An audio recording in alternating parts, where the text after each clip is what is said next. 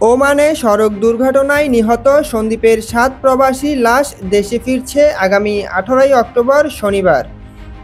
মধ্যপ্রাচ্যের দেশ ওমানে গত ৮ অক্টোবর এক মর্মান্তিক সড়ক দুর্ঘটনায় চট্টগ্রামের সন্দ্বীপ উপজেলার ৭ জন প্রবাসীর মৃত্যুর পর এবার তাদের লাশ দেশে ফিরিয়ে আনার প্রক্রিয়া চলছে।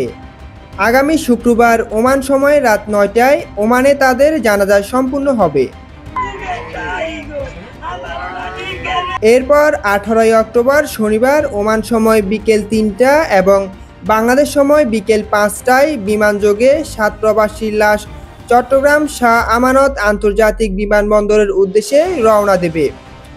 লাশগুলো বাংলাদেশ সময় রাত আনুমানিক 10টার দিকে চট্টগ্রামে অবতরণ করার কথা রয়েছে। বাংলাদেশ দূতাবাস খুবই শোকাহত।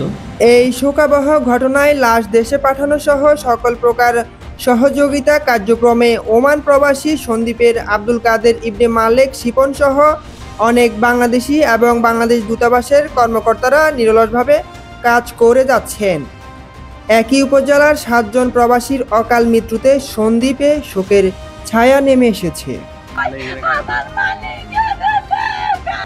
জাহিদ হাসান, সন্দ্বীপ টেলিভিশন।